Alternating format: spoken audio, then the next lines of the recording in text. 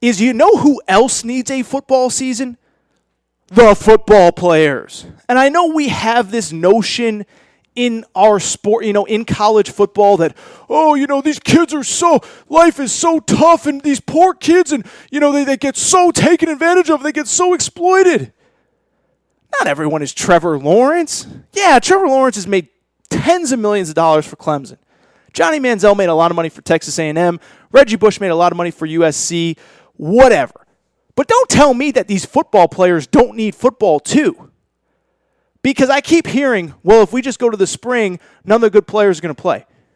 Well, how many guys can really sit out a season or not play and still be guaranteed to be a millionaire come next April with the NFL draft? I mean, Trevor Lawrence will. Justin Fields will. There's other guys. Najee Harris is a good running back at Alabama. Travis Etienne's a good running back at Clemson. But there's a lot of guys that need this season to get on NFL draft boards. There are a lot of guys that need this season, if they're on draft boards, to move up, to change their position. Now, guys will still get drafted, but think about how many guys in the course of a season can completely change the trajectory of their lives. And if it sounds crazy, how much can you really do in a season? How far can you move up a draft board? Oh, I don't know. How about Joe Burrow? How about the fact that Joe Burrow was literally on no one's draft board at this time last year? Middle of the season, we were still talking about him as a 5th, 6th, 7th round pick.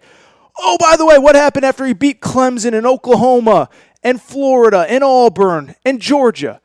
He ends up as the number 1 pick and his life has changed forever. Now imagine where Joe Burrow's life would be if football wasn't played last year.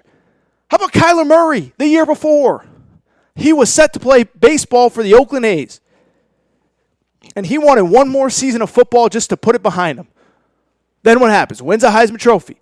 Number 1 overall pick. Now he's one of the best young quarterbacks in the NFL. How different would his life be if there was no season? How different would so many guys' lives be if there was no college football season?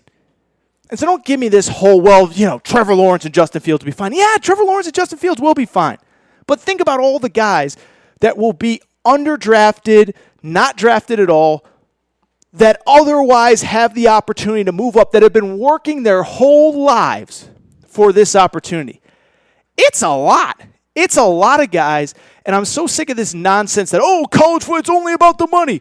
Yeah, the money's a part of it.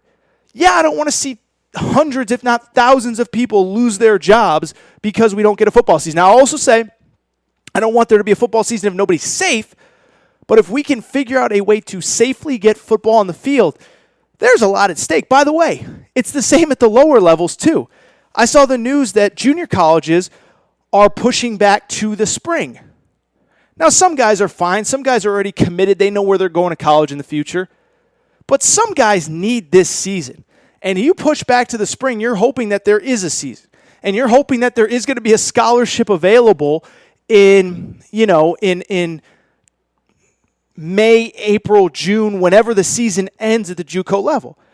And so I tweeted this on Friday, but how many guys are relying on this football season to be evaluated, to get a scholarship, to continue their higher education? We all watch Last Chance U.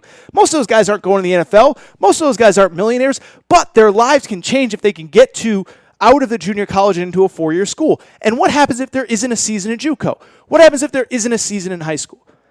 And so I just want to wrap by saying, and I don't mean to be, Debbie Downer or whatever, but I'm just saying is like, we talk about college athletics, and one thing I love about you guys go to bat for me because you say Torres tells the truth. And we just talk about college athletics as if it's only Trevor Lawrence and only Zion Williamson, and everybody deserves, everybody is getting railroaded like those guys.